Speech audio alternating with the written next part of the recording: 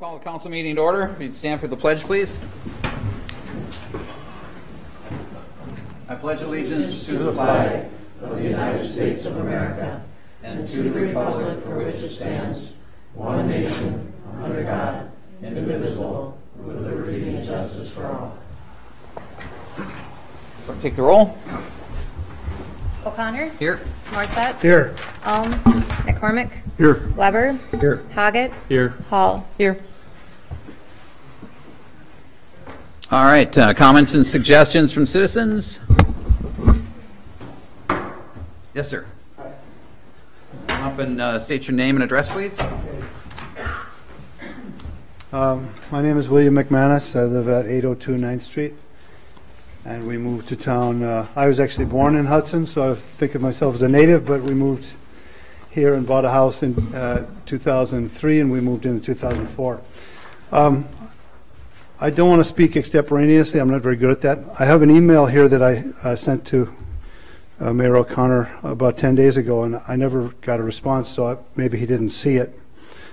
But I'm concerned with how we've handled the snowplow issue in the last 2 weeks here. And it's not just about me, it's about how the city is doing this.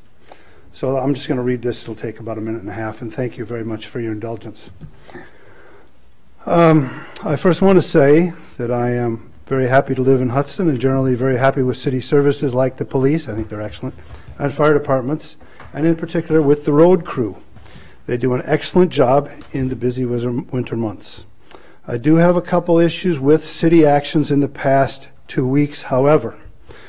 Monday's significant snowfall was tremendously difficult. I'm talking about the snowfall of 2 weeks ago. 2 weeks ago this night. Monday's significant snowfall was tremendously difficult to deal with. I work in the Twin Cities and spent upwards of 6 hours in transit that day, a trip that would normally take perhaps half an hour, arriving home after 9 p.m. At that time, we had maybe 12 inches of accumulation, and it was still coming down. According to our permits, I went out after 10 p.m. and with some difficulty moved our cars to the odd-numbered side of the street. We do not have off-street parking. After midnight, we noticed that 9th Street had been plowed to the curb and that our Fox Street neighbors, also without off-street parking, had also moved their cars in front of our house on 9th Street so that the one block, about 100 yards actually, 1 block length of Fox Street could be plowed. I moved our cars to our side of 9th Street as well. By the next morning, Fox Street had not been plowed at all, which is fine. There was a lot to do that day. But to my astonishment, by 8:15 a.m., on the morning after this tremendous storm, all 4 cars parked in front of our house on the fully plowed 9th Street, ours with parking permits clearly hung from the rearview mirrors, had been ticketed for on-street parking during a snow event. I met a passing squad car and suggested that a mistake must have been made and that officers in the car said they would take care of the tickets. So I turned over ours and assumed the matter was concluded. This morning, this is about a week ago, this morning my wife tells me that the tickets have been left in our mailbox with a brief note telling us that since our permits were for Fox Street only and that we were parked on 10th Street, that's a direct quote from the note we got from the police department. They say we were parked on 10th Street. I can assure you I've never parked on 10th Street. I've lived here for 10 years. That we were parked on 10th Street, the violations stand. Now it's only $25, but that's $25 we shouldn't have to pay. Surely this cannot be the case. We and our neighbors acted in good faith to try to assist Public Works by getting out of the way. A related event occurred about a week and a half later. Actually, that was that week. It was Thursday the 25th. We were on a double corner lot and a sidewalk on 2 sides, and consequently we have quite a bit of work to do to clear that sidewalk on an occasion such as this tremendous snowfall, which was 14 inches. I'm 57 years of age. I have a corrected hernia, and my wife has a bad back. I do not own a snowblower, and I had looked into renting one on Tuesday, but was told there was a long waiting list. The previous week, a helpful neighbor had done the whole block with his snow blower, so I had hoped this might happen again. The plows had heaped enormous piles of very dense snow at the crosswalks. Again, unavoidable. So this might have dissuaded my neighbor. Tuesday evening, I did some clearing with a shovel. Wednesday, I had to work very late, but did some more shoveling. By Thursday night, I was determined to hand shovel the entire perimeter, which is probably about 200 feet. As soon as I finished supper, we were eating supper about 7 o'clock, and I heard heavy machinery coming down the sidewalk and was surprised to see a full-size bobcat running down the sidewalk by our back door. I flagged down the operator, and he told me he'd been sent by the city to clear the sidewalk. I thought, well, that's great. It's very helpful. But the man told me that we would be sent a bill. Further, the bobcat had a very wide shovel, I think about 6 feet, much wider than the sidewalk, and was only able to clear to the depth of maybe 3 inches. So technically, we were still in violation. I'm also concerned that perhaps quite a bit of damage has been done to the sod on the boulevard side of the walk. Now, this is the pertinent part. Now, those are the facts, and I thank you for indulging me in laying them out for you. But this is the part I want you to listen to. It cannot be in the interests of the city to respond to this severe situation in this way. It simply can't be. Surely some grace period for the tickets, at least, must be allowed, and some contact from police or public works when they are concerned that clearing of sidewalks or crosswalks is not happening in a timely way. We heard nothing from anyone. I'd never had any contact from the police or public works, Mr. Zulli or anybody else, by mail, by a note on the door, or a phone call. Actions like this, and I'm sure I'm not the only one in town, friends and neighbors, actions like this lead to resentment and questions about the actual intent of city services staff. Thank you very much for listening to me. I have the tickets here. I could show them to you, and stating that we parked on 10th Street. Thanks. Thank you. Anybody else? Tony?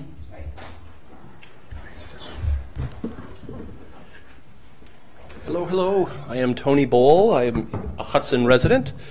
I'm on the lead team of something now called the Hudson Inclusion Alliance. We were the group that was trying to present the resolution for inclusion, and we put our heads together and been trying to do other things and been helping with our different institutions around the city.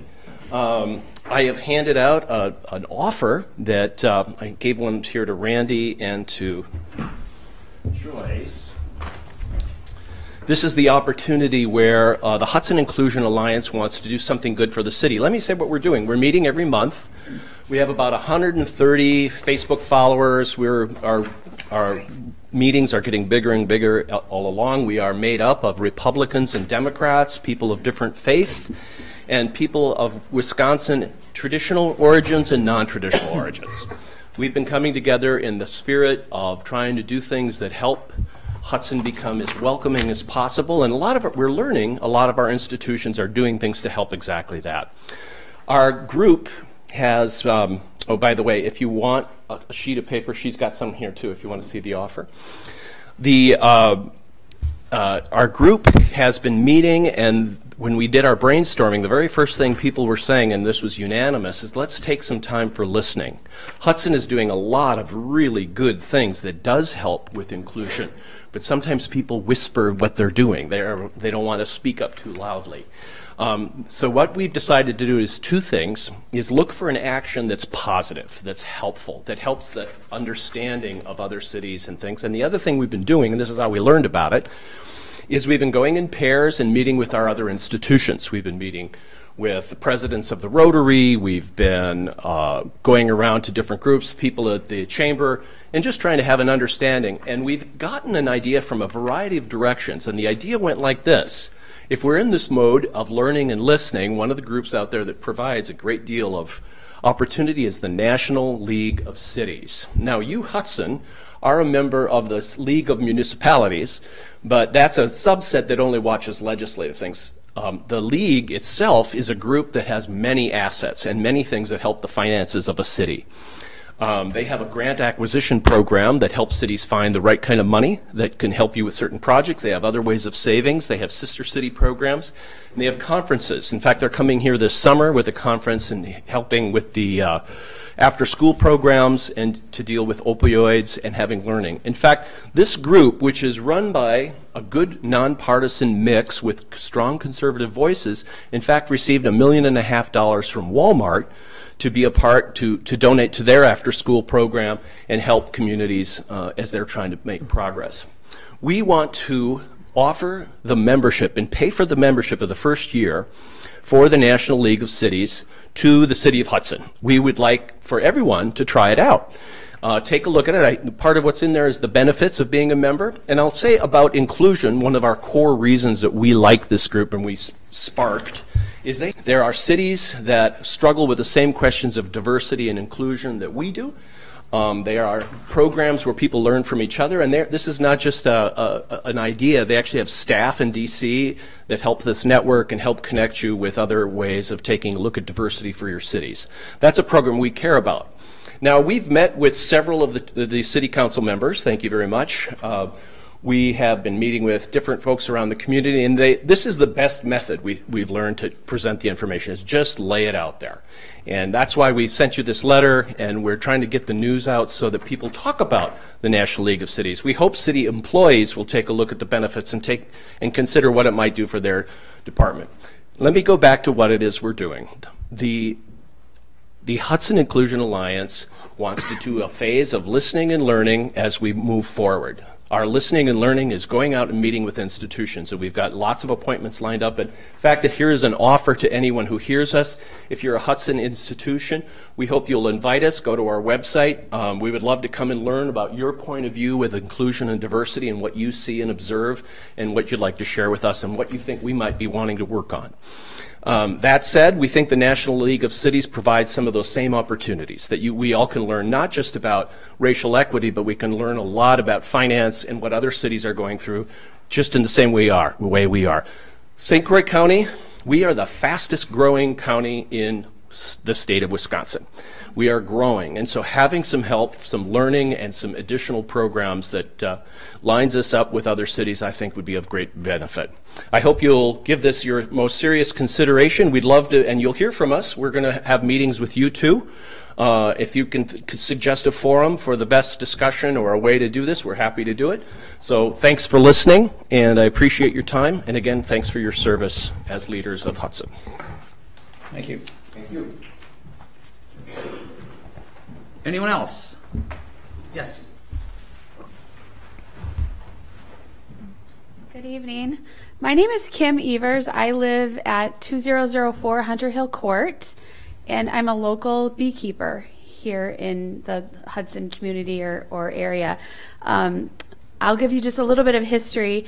In 2014, I contacted City Hall and inquired about having a beehive in my backyard. I was just starting to get into it, and that was a great place in my mind to put one. And I was told that bees were not considered to be domesticated animals and to go ahead and proceed and put it in my backyard. I ultimately decided against that because I had a lot of neighborhood kids running around, and I didn't want anybody to disturb it and didn't necessarily want anybody to get injured by being stung. So I found a farm on the outside of town, and I have my hives there. I recently came across an opportunity where there's a business out at the industrial park that they're actually they're planting pollinators, and they're kind of adapting an eco-friendly environment, and they've invited me to have some hives out there. So I recently contacted City Hall and was told that there's no ordinance that currently exists that would prohibit us from doing this, but that bees were considered farm animals and they were not allowed within the city limits. I think hopefully some of you know that there are currently hives over at the hospital, and there's one business downtown that has 2 in their backyard. I'm here tonight to see if I can get your blessing to go ahead and put a couple hives out at the business that I'm working at the industrial park. And I have a suggestion that you as a city may want to consider adapting an ordinance that would allow you to kind of regulate this. The police department would know where the hives are in town. It would currently kind of be like your ordinance that you have with the chicken coops. You wouldn't have to necessarily issue more than you wanted to, but it would allow you to control it. Thank you for your consideration and time. So I just wanted to say that we can't enter into a discourse with you about this because this is not an agenda item. Right. But I did hear you asking for some type of action. Yeah. And we can't do that tonight, but there is a process Okay. for you to go through in order to at least give it a try and get your, have your hearing. What committee? That's public safety. Right? Public safety. Well, I guess the chickens came through there. You might as well send the bees through it. Okay. Well, I'm currently working with Mike Johnson. Oh, okay. And he's the one that suggested that I come here and suggest that you create an ordinance. I don't know if that's how you want to proceed or if you'd rather have me go an alternate route. Well, public safety can talk with Mike. Okay. Okay. Like I said, we can't really enter into a discussion here on this, so. Okay. All right. Thank you. All right. Thank you very much for being here. Anybody else? Just to kind of clarify that too, time. hopefully I was looking for potentially a council member to refer it to a committee to continue that discussion, understanding that this is an inquiry that staff does receive fairly, it's probably the second time in 9 months that I've heard from an individual in the community looking at beekeeping, and there's really nothing on the books to regulate it or oversee that. So, Okay. Thanks, Mike. Just refer it. I mean, you can. You're up, Randy. So, it's all you. Well, and public safety or public works will talk to Mr. McManus, so we'll follow up with you, sir. So, yeah, just to close that loop. Kind of missed that one. Sorry. All right. Anybody else? Any other citizen comments? Any other citizen comments? Any other citizen comments? Hearing none, we'll close that portion of the agenda. Move on to the consent agenda. To approve the regular meeting minutes of January 8th, 2018. To approve council claims of January 22nd, 2018 in the amount of $4,091,877.70. Another set of council claims from February 5th, 2018 for $339,303.33. Contingent on payment of any outstanding debt owed to the city and successful completion of the background check. To approve the issuance of 4 regular operator licenses for the period of February 6, 2018 to June 30th, 2019 to Jason Biazza, Edward Woolbank, Raymond Merrill, and Edward Hansen. To approve temporary Class B beer and temporary Class B wine license for the Knights of Columbus Fish Fry dates in 2018. To place on file the January 9th, 2018 Public Utility Commission meeting minutes. To place on file the quarterly building inspection report. To approve the certificate of compliance submitted by Suzanne and Pablo Sotelo for 1231 Industrial Street with conditions. To set the public hearing date for the comprehensive plan amendment and rezoning request from Monarch Ventures LLC, 721 First Street and 811 First Street for February 26, 2018 at 7 p.m. To set the public hearing date for amending Municipal Code, Chapter 255 Zoning, Section 255-17.8, to assign the Plan Commission as the review authority in the Downtown Overlay District for February 26, 2018 at 7 p.m. To approve no parking on the east side of Grandview Drive north of Vine Street to Ash Street. To approve plans and specifications and to authorize the advertisement of bids for the Walnut Street Bridge rehabilitation. To approve plans and specifications and authorize the advertisement for bids for the 2018 street improvement project, Hanley Road from Carmichael Road to Heritage Boulevard. To approve the request for an agent change to Wendy Hill at Apple, Minnesota LLC, DBA Applebee's Neighborhood Grill and Bar for the license year ending June 30th, 2018, contingent on any payment of outstanding debt owed to the city and surrender of the current liquor license.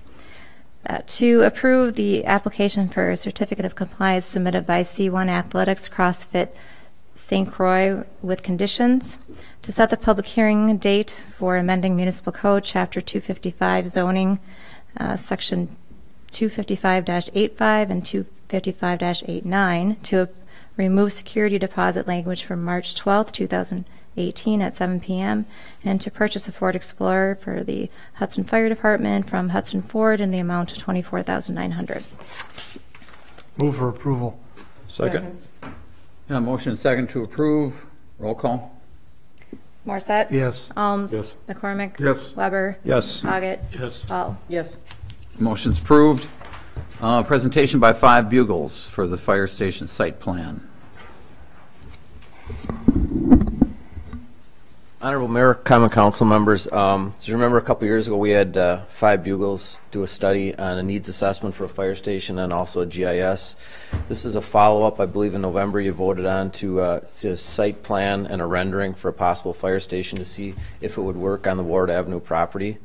So Michael Clark and Jim Schmidt are here to show you their findings. I think one thing to remember is this is a conceptual plan. It's a picture, and they put all the needs into this, from the needs assessment. I think they cut it back by about 3,000 square feet, but again, this is conceptual. It's not, it could work, but it's more to prove what could fit on there. So if you see this, it looks really nice and all that, but it's just kind of the next step in the phase. So Mike Clark and Jim Schmidt.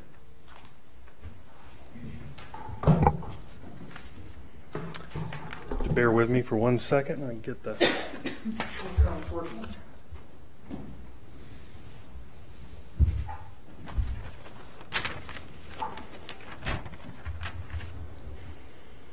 Hey, always love it when the electronics works. So, good evening. Thank you. I was here a month ago, and I'd like to start by thanking you for postponing the last week's meeting, because that gentleman that complained about taking 6 hours, that's what I was looking at to get here. So we're here just to update you. It's going to be a little bit longer than that because we wanted to at least go back to the beginning and remind you why we're talking about all of this at this point in time. So a little bit of history on the project. As the chief said, you hired us about a year ago, back in October of 16. We worked through March of 17 on a facility review, a station location and response time study, space needs analysis. We made that presentation to you. What this is kind of a phase 2 where we're looking at the ward site, which comes as a result of some of our work. Jim's going to talk for a minute about our facility review results. For the sake of brevity, I won't go into a lot of the detail because you do have a lot of the information that I could talk about in the phase 1 portion of our report. But for the sake of those watching tonight and perhaps on the TV, I'll kind of hit some of the high points of the operational issues or the deficits that you have currently within your fire station. I will tell you personally, I've been in the fire service for 38 years. And I have seen very few fire stations or communities with greater need than what you have here in the city of Hudson. I would say specifically the lack of administrative offices, the fact that you have the 2 full-time people you do have in your community, you have got them separate in 2 different locations. You've got administrative assistant within your fire station, and your chief, is my understanding, have been in a couple different places within the community. Certainly that's problematic from an operational perspective, but also from a customer perspective as well. The citizens trying to get a hold of the fire chief, trying to resolve issues, that certainly is problematic at best. Size and number of apparatus, I've been in the fire station here a few times now, and clearly you do not have opportunity to get all the way around the specific fire apparatus. Without moving apparatus outside, and certainly on a night like tonight, that's at best problematic when you're dealing with apparatus with 1,000 gallons of water to try to move things around and to load hose and other issues like that. The good news is that the size of our apparatus, like I said, I've been in the fire service for 38 years. Years ago, we had the opportunity to ride on the back of apparatus and that type of thing. Thankfully, we're not doing that anymore. So we have apparatus that have enclosed cabs, much greater degree of safety for personnel. So it's custom apparatus. They're as large as they're probably going to get because honestly, our infrastructure and our communities can't support the size of our roads are only so big, the bridges, et cetera. So the good news is they're probably not going to get any wider, but typically a new fire station, and a no-frills fire station, just a modern, fully functioning fire station, we have a minimum of 8 feet in between the apparatus so you can actually access compartments and work on different things without having to pull apparatus outside. Lack of decontamination spaces, certainly as it indicates there on the slide, the cancer contributor. We've learned over the years, and data has supported, that the chemicals that we see in a normal room and contents fire can cause cancer in firefighter personnel, whether you're paid combination or a volunteer fire department. The risk of cancer is significantly greater for those who are exposed to those types of products. In a fully functioned basic fire station we are designing today, we have a very systematic approach and a system built within that fire station to provide the decontamination of not only the equipment but the personnel, and we go through a very systematic approach, and we have space designed within that station for that process, for the safety of the personnel that's protecting you, the citizens of Hudson. You have none of that in the current fire station. Lack of training space. It's my understanding that if there is training within the fire department, when there is training in the fire department, you take advantage of buildings that become available, which is very common throughout the state of Wisconsin, throughout the country for that matter. But it's problematic and certainly a challenge for the consistent training of personnel. Fully functioning, modern, again, fire station, very straightforward station, includes some type of training space. And you'll see in just a few moments here that there'll be a training tower. And it's not a big fancy training tower. It's a 3-story facility that actually provides access to the mezzanine as well, and all you're doing is adding a 3rd story to provide the firefighters with opportunity to put ladders up, do different types of training for day-to-day operations or day-to-day situations they could respond to.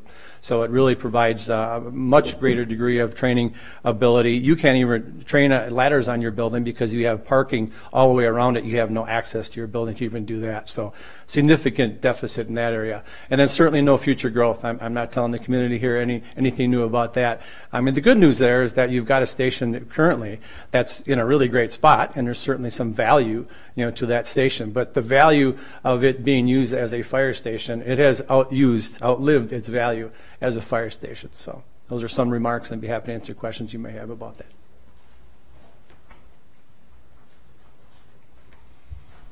So I'm going to skip over some of this stuff, or at least run through it really quick. You've heard it all before. Your deferred maintenance issues, your roofs are getting, the roof on that building is beyond its workable age. There's tuck pointing on all the masonry surfaces that's getting bad, specifically down at the levels where the salts are getting on it from our winters. The apron slab in the front, they actually have to park their trucks in a specific order because they can't maneuver over the sharp incline changes that happen at the bottom of that apron, but the apron is in need of replacement. HVAC equipment in the building is getting old. There are no floor drains in some locations, and what floor drains you have are kind of in the wrong places. The water doesn't drain, or it drains across the walk surfaces to get to the drains, creating slip concerns. And then there's a whole page-long list that came out in your 2016 RFP of things that need to be fixed and repaired in the building. So lots of issues over there. We did the station location study last year then and looked at different places in the community where that facility could be located. We looked at least 5 sites, probably more. There was an optimal site developed that is not the ward site, but it is only a half a mile or so away from the ward site. The ward site is a perfectly acceptable second site. So I did not do a zoom in on the ward site. I'm assuming everybody knows that as the corner of what used to be the municipal golf course. So from that work, we also did a space needs analysis. That space needs study, and keep in mind this is still all the old work, the space needs study said that you had about 10,600 square feet in that existing building, and to solve your need for 20 years, you would need about 32,000 square feet. Most of that being in those apparatus bays, which are too small, so as you make them bigger it adds a lot of area, but you're also shy of a few whole apparatus bays. Also adding a whole chunk of administration space is taking up a lot of area. Personnel support, we mentioned there's no decontamination spaces, and training. All of those are things that you currently don't have enough of, and that's what drives the significant change in size. Now to the part of what you actually asked us to do in this particular phase, which was a fit test, if you will, of the ward site. So that's the ward site, and what I would like to point out about this plan meets your needs specifically. It's a custom designed thing to meet the specific needs we found in your space needs study.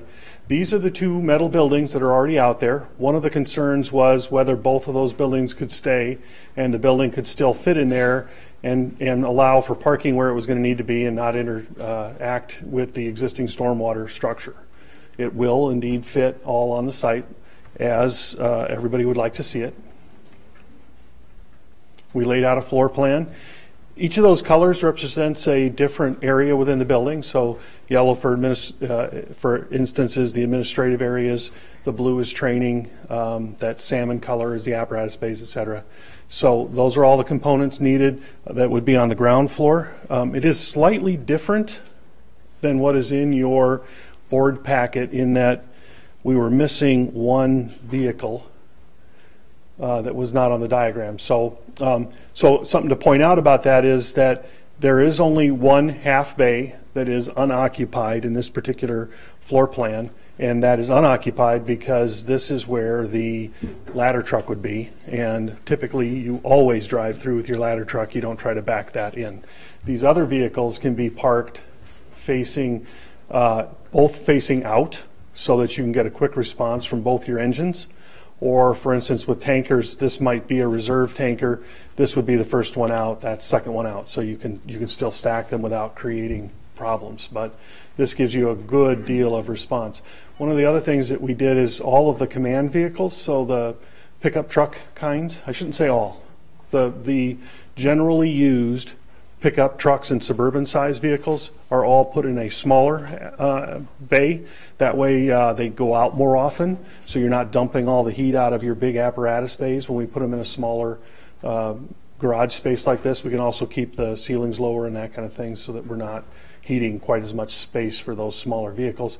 Plus we can get them right next to the administration area for quicker response for your command vehicles. The building is currently envisioned as a two-story facility. All of the personnel-related spaces would be on the second floor. The plan includes some living quarter kinds of spaces that is looking at your long-term need. It is a growing trend within the industry to be providing at least duty crew spaces into the future to serve like snowstorms, when you know you're not going to be able to get people to the fire station, to give a crew a place to stay so they can get their fire trucks out when they need to during that inclement weather kind of an issue.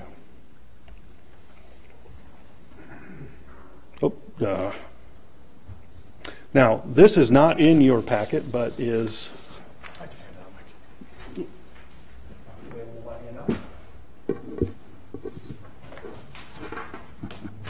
This was listed as one of the items we were going to provide in our scope of services.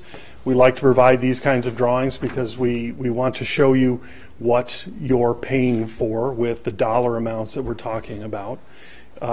Your requirements were a 20-year building, and a 20-year solution for your department's needs, a 50-year building. So a 50-year building means lots of masonry. You'll see that there's not a lot of detail on this particular building. We're trying to keep it functional, keep it simple.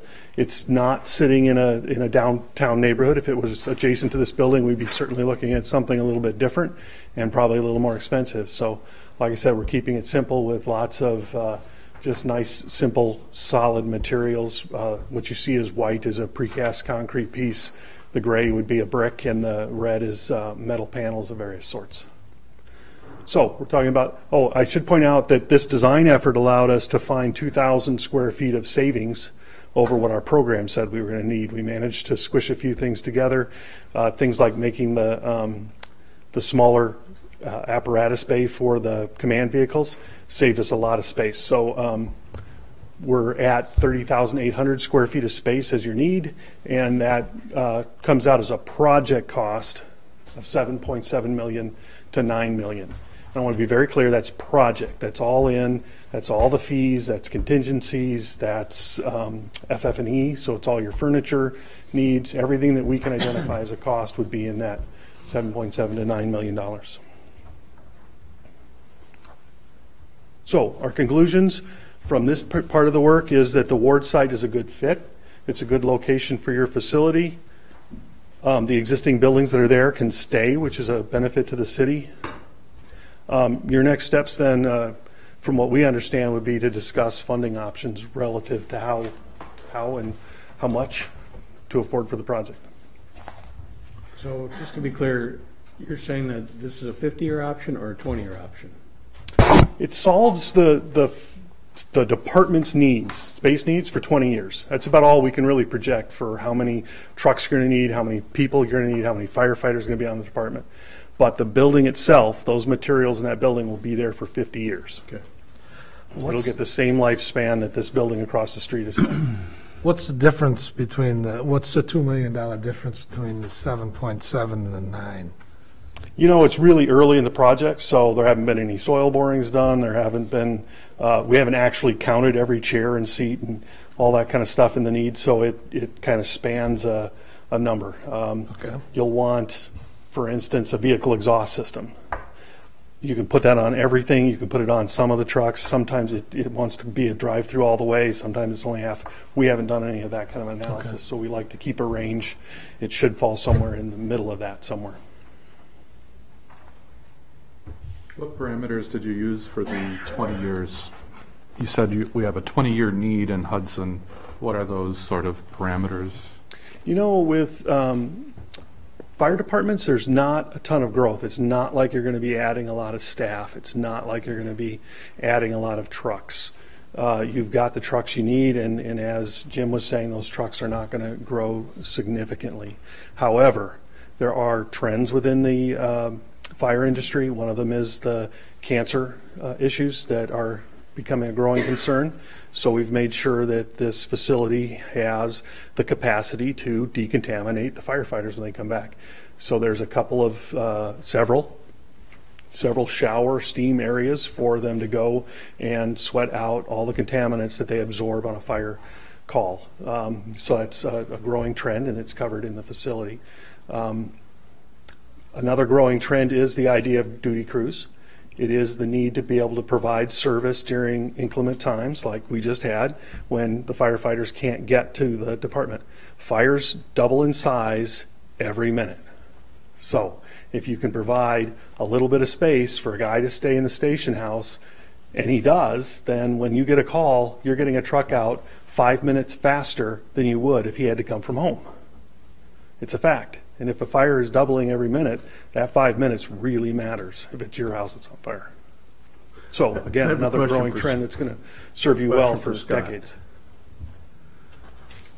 When do you anticipate that Hudson will go to a model of having full-time firefighters? You know, it's a good question, and I would like to sit here and say we could continue on for as long as we can. A lot of it really just depends upon how many people we continue to get. Now we're just doing another hiring process. We seem to have enough people interested. As long as we can continue to staff at the level we are, I've had this discussion with other people. We're probably in the top 5% in the country in being able to continue to be fully staffed. And the big part of that is the past Jim Fry and the past chiefs and the commitment of all the people that continue to do it at a high level, and we continue to have interest. And as long as we can do that, I don't know, I'd like to keep that model going. One, it's a high level of service, and two, it's a very economical way to do it. That being said, it's everyone's kind of a part-time job. If no one really makes a living off it, it could happen in a week, or it could happen in 25 years. At this point, I think we're looking good, and that's my goal, is to continue that level of service at the paid on-call staffing. So I can't give you a definitive answer, and I apologize, but we're looking pretty good now, and that's my suggestion, is to continue that model as long as we can. What they said about building for the future, though, is typically when you build stations, you look at that model of maybe changing down the road and having that, if it's not full-time, maybe duty crews, meaning once in a while when you're short-staffed, you hire people part-time. That's kind of a transitional model that's used. So you'll hire maybe 12-hour shifts during your peak periods, or if there's certain times of the day that you don't have staffing, like during the day, you start filling that and then eventually work into the full-time. But I'd love to see Hudson stay as a paid on-call department as long as possible, and another 40 years. So is the trend in the fire industry, because there's fewer fires, is to have a combination firefighter EMS? There's many models, and that's a common model that is used, that there's EMS and fire. It really varies. It's like any service delivery. There's several models. That is one of them that is used to cover both. I guess you're kind of get a couple one person doing two jobs, and it really varies. It depends on the level of EMS service and you have, plus the number of runs, EMS runs. So it is a model that is used throughout the country. Again, I guess I'll give you a good example is St. Paul is fire, EMS together. Minneapolis is strictly fire. So, two cities right next to one another. There's a couple different models. You can go throughout the Twin Cities and get several different models also. So, but it is one model. If that became an option for Hudson, would this building, as it's currently projected, be able to accommodate that? It's not designed for that. I think there'll be some changes that are designed. Now, if something was changed and forced in there, we're going to have a lot more square footage to work with than we do now. We know that it won't work where we're at now, and depending upon the model, I think it's definitely would be easier to fit, but there's some things that you would want to look at in making sure they fit for sure. Ambulances are bigger than pickup trucks, so there's certain things like that you'd probably want to look at, but the square footage is there, and then it's just a matter of would it work? If you were that is anticipated to do that, I would say look at it harder now and probably revisit that at the beginning stage. But there is the square footage, and anything's a possibility. Well, the reason I bring it up is because on the agenda is an RFP for those two buildings, and we need to figure this out because we don't want to spend money on something that may turn out to be obsolete. Yeah, and I think we discussed prior to this, Chief Lissett, myself, and others, that they felt being there more comfortable. We have the existing building. It'd be an easy transition for them, and they are a separate service, and that's how a lot of models work too. So you have two separate services, and as running as two separate services, it'd be much harder because again, then you have firefighters and EMTs, and you're not combined. So at the time we started this, that was the process we thought was best to move forward with, and they were most comfortable with. Thanks, Chief.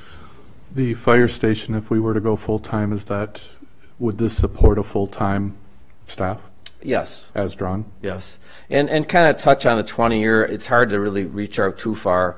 I'm hoping in 20 years or 40 years, who's ever here continues to talk about the long-standing tradition of paid on-call here, and we're not talking about full-time employees, and keep that tradition back in Hudson. So hopefully we aren't, but this will accommodate it. To that point, are there aspects that could be built in phases for that need? You could, and a lot of that can be looked at, and we've talked about that, and it's just a matter of what you do. Some of the scope of these projects, too, is a matter of, do you want to do it now and then half of it and figure it out later, or do you finish it all and don't finish square footage? So that's all things that need to be talked about, and I think that's something that the Common Council needs to address and see what's comfortable for them to do and move forward with. And so there's always options. I think everyone knows why we're here. I would love to have a new fire station. I think it's, in my opinion, probably the right way to go. The reality is we have to do something, and if it's not a new fire station, we need space somewhere. So it's just a matter of what direction that the council really wants to go. I think we're all aware of that. So, but there's always other options to look at hard. So, last question is, what would a facility like this with the training tower do to the ISO rating? So that's one thing that we did not receive any points on because we don't have a training tower. And I think what Jim kind of failed to mention, it's also a hose tower, so it's really like 3 uses. You gain the secondary access because you need that if you have a second level anyway. You add that 3rd floor, put the training in, but you have that already for a hose tower because right now we don't have any place to dry hose, and they just basically just hang the hose there. So the middle is a hose tower. The stairs are already there for the first 2 floors. You add the 3rd floor, so it's really a multi-use facility, and then also we can gain and do basically all our training in-house, and which right now we can't. And we really can't do anything in the parking lot because that's where everyone parks when we do have training, and then we've kind of a little shortage of parking in that too. So it would gain, and we'd help with the ISO points on training. So it's multi-use. It's more than just the one. It's not like we're creating this. It's already over half there. We're using it for the hose tower and then also that extra for the training. So. What sort of time frame to implement something like the current proposal? Well, he might. I mean, he'll tell you what he wants, and I think what I'd like to see. But I think I'll let Mike. Well, if you moved aggressively, you could get it started yet this summer, but that would take some aggressive action and continued aggressive action to make sure that you got it done. You would be getting in the ground a little late. We would probably change our thoughts about how we were doing it and do it out of tip-up concrete panels so that you can be tipping them up in the winter and that kind of thing. Could be done. Your best bet, although, in my opinion, would be to make your decisions about funding and how much and what you want to build and these questions about the EMS. Get all that solidly figured out in the next couple of months and let us spend the last 6 months of the year designing it so that you can be in the ground next spring for the spring construction in 19. So we're ready by 2020 kind of thing. You'd be moving in 2020. All right. Thank you. Is there any other questions at all, or? I did notice we have a couple of our local real estate kind of investors in town. I know they kind of painted maybe not a very nice picture of the fire station, but for them it's still a really nice piece of property that has a lot of value. So just want them to know that. But thank you very much. Is it possible to get a design alternate that included additional space for EMS or looking at these other 2 buildings? Do you guys do that? Are you familiar with combined design? I'm not exactly sure how you asked that question, but the answer is yes, we're very experienced with doing EMS. I believe, Jim, weren't you running a combo? Yeah, I come from a department that we did combine fire and EMS. We covered 360 square miles with 4 paramedic ALS ambulances.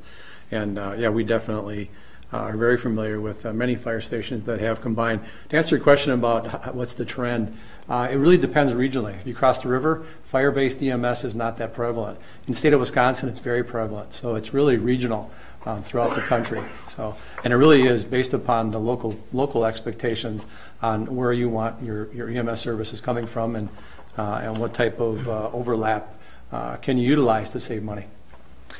So what I got confused in your question was, could we design it so that EMS could be added to it? Yes. Could we? From a physical standpoint. So when you showed the site model. All right. So. It's at the beginning of your presentation. Well, anyway. Yeah, it's not letting me go backward very fast. There we go. If we assumed that the 2 buildings, these 2 blue buildings, went away and EMS landed over there, then yes. If you're asking me, can you fit the EMS, can we keep all of this and add EMS to this with this, I'm going to say that I would like to study that before I answer it, because you're going to have some different circulation paths that you're going to want to keep open. I think it could probably be done. It would be done best if you integrated the 2. Without integrating them and trying to create a whole separate EMS and a whole separate fire, then there's going to be some conflicting things that I need to work out on site. I guess what I'm thinking is, despite administrative, how they all fit together, physically they still have to operate. You're not going to put ambulances in with fire trucks, right? Isn't that what we just said? Or sometimes we do. Yes, okay. It's not unheard of. If you talked about a combined department, it'd be fairly simple actually to take this garage bay here and make it the right size for 4 ambulances. Is our living quarters in the right place to get to there fastest? No, but we could fix that. This is set up, though, perfectly to get 4 ambulances out. I'd want to change this core up a bit and get the right storage and decontamination and those kinds of things, in there. But then all of this administrative space over here has to grow to support the EMS administration on top of it. So you can see how I'd want to look at it specifically if these 2 buildings over here are staying, because all of this is going to grow by several thousand square feet. So in effect, you could tear down that little shed if we didn't need it, and you can expand it to include both EMS and fire. Yes. That was another piece. If you're thinking future, then yes, you could move your EMS into these right now. And then if you decided to combine these things later and combine your EMS departments later, then you could tear one of these down and build EMS off the end down here as a whole separate department, sharing a wall, sharing some mechanicals, but not necessarily being completely integrated. There's lots of options. It's if you wanted us to go there, we could take a look at that. And the good news is this site can handle it. It can support all that, yes.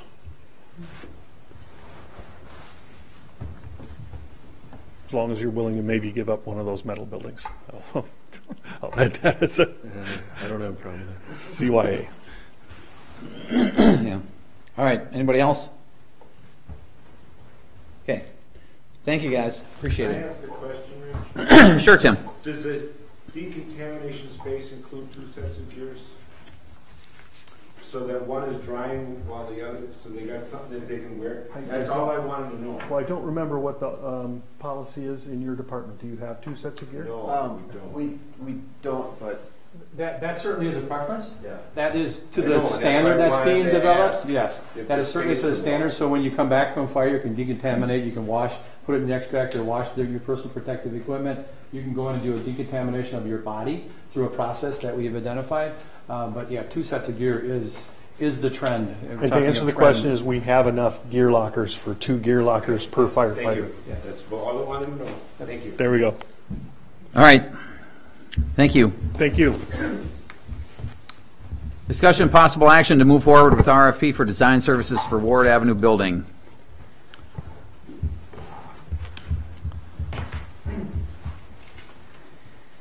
Good evening. Tonight I'm bringing forth a recommendation from the Public Safety Committee to explore sending out an RFP for design service on the Ward Avenue building. It'd be the west building. That was in that on the site plan there. Right now we're just trying to determine what the cost would be if we were to remodel that for EMS, if fire were to do a completely separate structure and EMS were to occupy that. Brandon, I think at the EMS Commission, we kind of pushed this off because we had some other issues that we thought needed to be addressed. And so you brought it to public safety, and in effect, our partners did not get a chance to comment on this. Tim Foster is from the city, or for the town of Hudson. We also have a representative from Troy, and then somebody from North Hudson.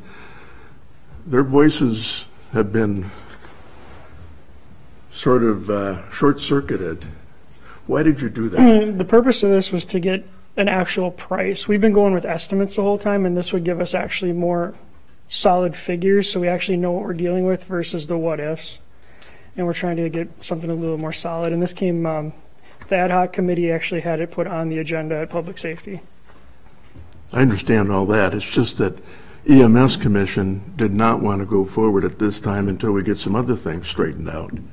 We've got some other issues as well. I'm just pointing that out for the public and our partners that this is where we're at. And Joyce, do you want to address that from the Ad-Hoc standpoint at all? I just think that it's really important to know what numbers we need to work with if we're going to be going ahead with this. This isn't saying that we are going ahead, we're just getting numbers. I understand what an RFP is. I'm just, you know, we've got, well, I've already said what I've had to say about it.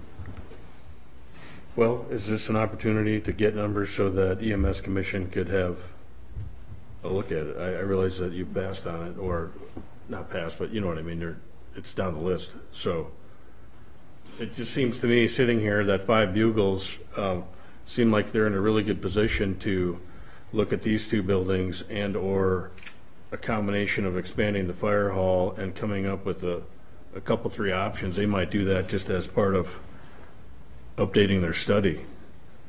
I don't think they already know EMS. I think they left because, yeah. But that might be another opportunity to have them just sort of update some site plan, just to see. I mean, you know, we do have ad hoc update coming up here, but I think that there's a lot of confusion, and I'm hearing some frustration coming out of the EMS commission as well, that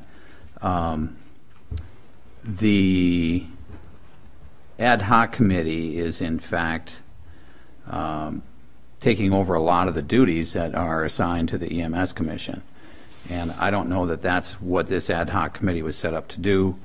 I saw the last, and I don't want to get too deep into this right now because we do have an agenda item, but I saw at the last meeting where Josh had said that he thought that there was a lot going on in the ad hoc committee and that they probably should be focusing on just the one thing, and that's sustainability first. And I thought that that's what the ad hoc committee was supposed to do. And now we're getting into other areas like this without the EMS commission even understanding that this is coming before us and having nothing to say about it. So, but like I said, we can continue that conversation when we get to that agenda item. Well, I don't know what the issues, Tom, you're talking about, and I've read your minutes, but it would make sense as we're doing and going along to satisfy the partners and satisfy Tom McCormick's your comments. And John has got it probably pretty right of if we're doing the 5 Bugles and if there's the thought of putting EMS up there, then we should have them expand their proposal and add the EMS on that, on what they just presented to us. That's a little bit different than an RFP. Correct. I'm not even suggesting an RFP. I'm suggesting we go back to what the Bugles suggested they could do and find out if that would be something that we would want to see up there. which would effectively satisfy what you guys are trying to do here. Right. We're just trying to get a solid dollar figure so we know what we're working with. Right, because we can't continue to guess what it's going to cost coming down the road here. So we got to figure it out. Why not use 5 Bugles? So I don't know if we could ask them, right? I mean, is 5 Bugles working for free?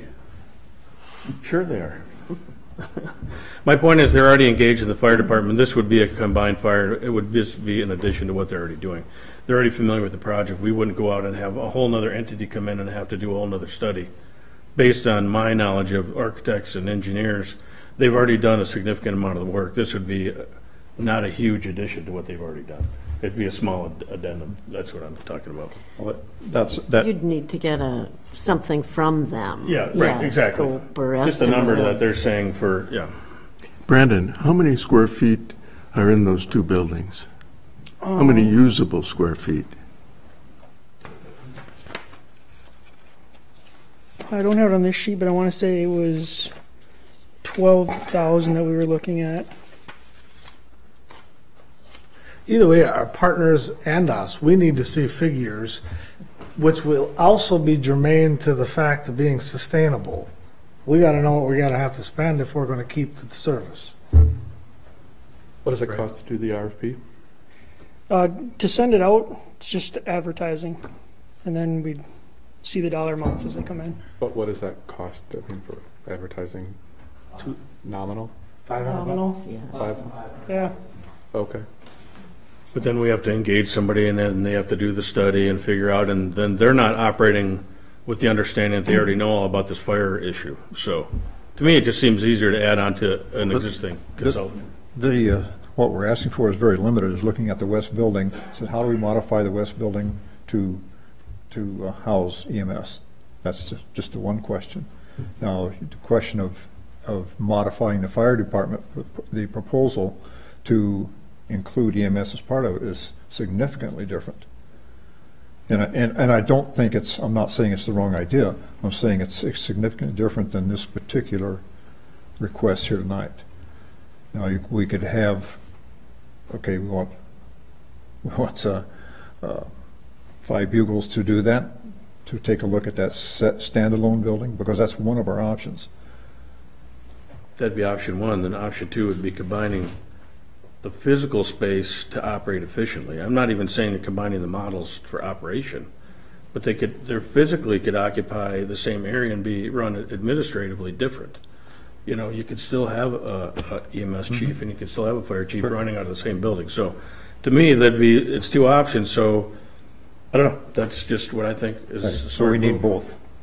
We need answers. To me, we need answers for both of those. Right. To space is space. And then, you know, construction, it can be in by 2020. So that this timeline, everything that we decide would go rather quickly no matter what we chose. So I just think that they're already well invested. They could do an addendum to their existing services agreement, and we could give them a little extra money to do the work. That's all. I think. Someone needs to tell them what the city's looking for them to do, and then they need to give a quote estimate back, so you know what.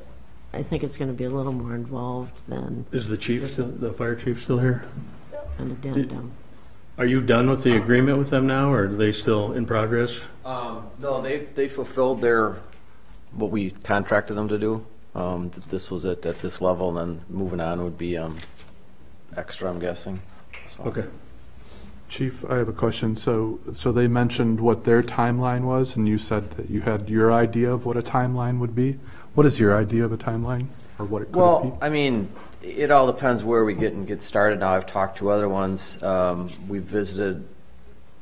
Brenda and I visited a station, and is it 11 months in Wyndham, from design to moving in.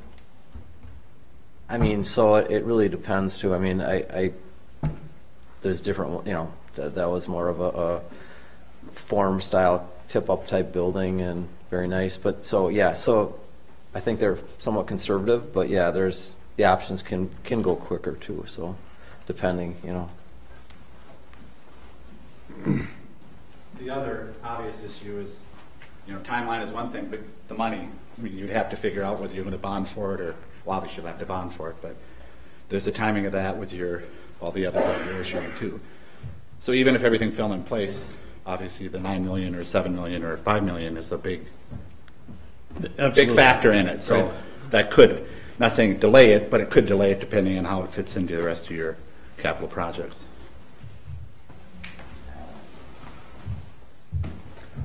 I guess I don't see the harm in putting an RFP out. We're not committing to anything. See what the cost is to get numbers, which will be attributable to the overall sustainability of the EMS. And then I think, can't we give this RFP or something similar to Bugles to say, can you combine this? Well, get an estimate back from them on how much it's going to cost, so you guys can look at it and have something more definite that you're asking them to do, and you'll know how much money.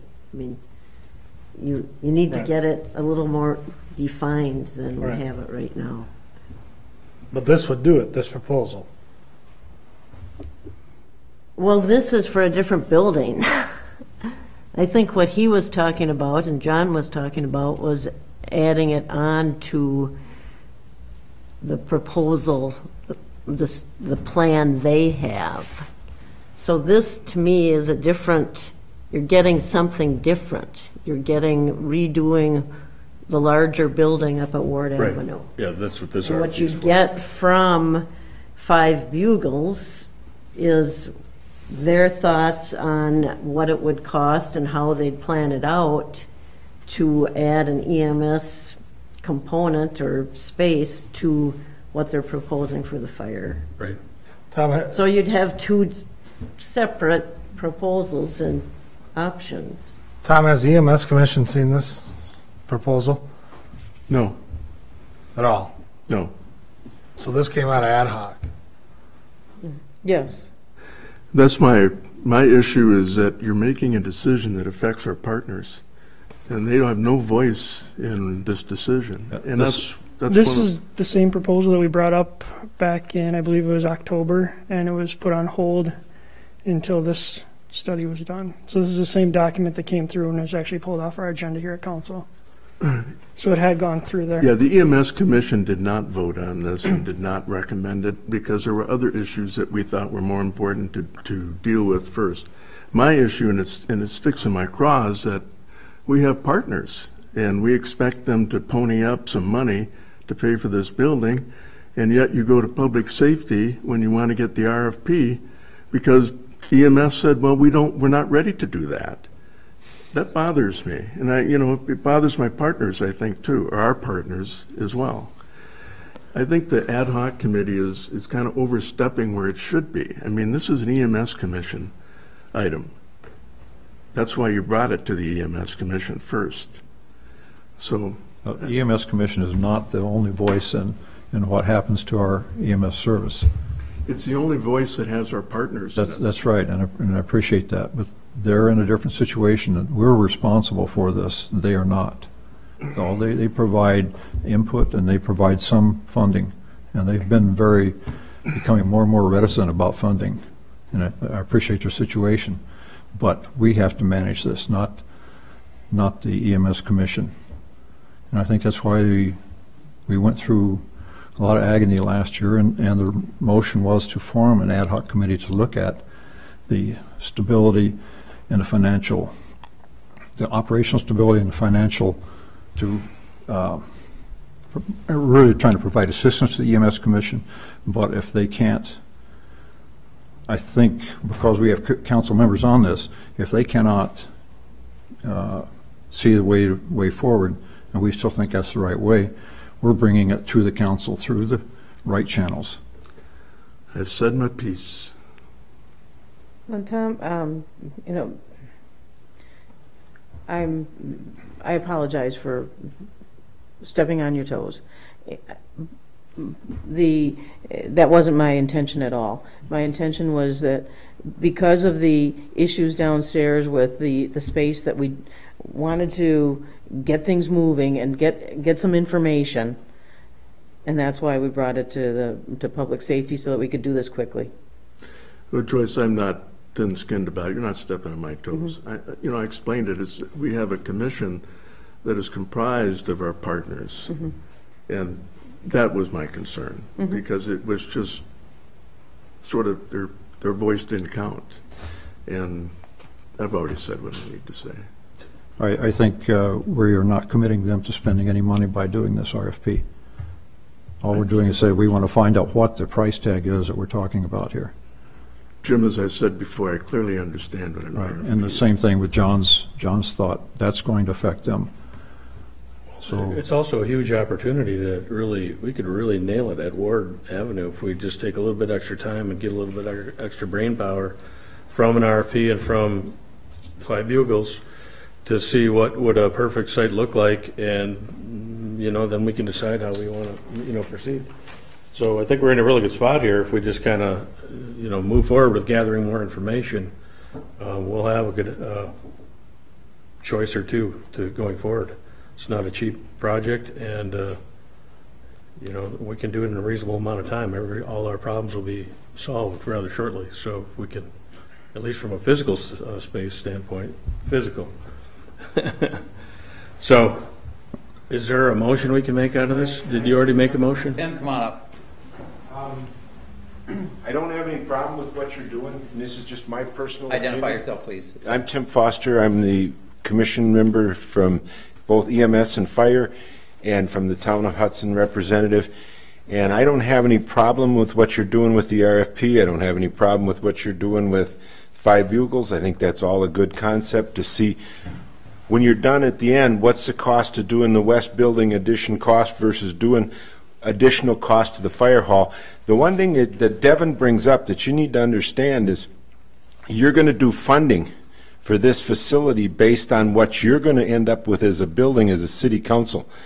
Us other partners have nothing to fund with. We don't own that building. So we're going to have to come up with our share of the cost based on our goodwill. We don't have a building that we're doing that against.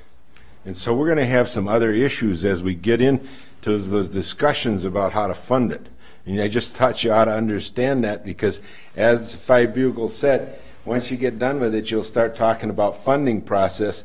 That's when you're going to get your other partners in, and there's going to be some issues there that they have to deal with, the other partners, that their municipalities are going to have to deal with, that are different than what you're dealing with your funding process. And I just wanted you to understand that. Okay? Thanks. John? I assume it's going to be like the library, right? Don't we own the library? And they don't, we paid for it, we maintain it. That's kind of how I saw this going down, that partners wouldn't actually participate in cost of the facility. Is that true or false? What? With the library itself? Ward Avenue, I mean. Ward. Well, I don't know that that's been decided. Right. Did you make a motion? No, you can go ahead and make a motion. I move we accept this proposal and send it out for RFP for the Ward Avenue proposal for EMS. I'll second it.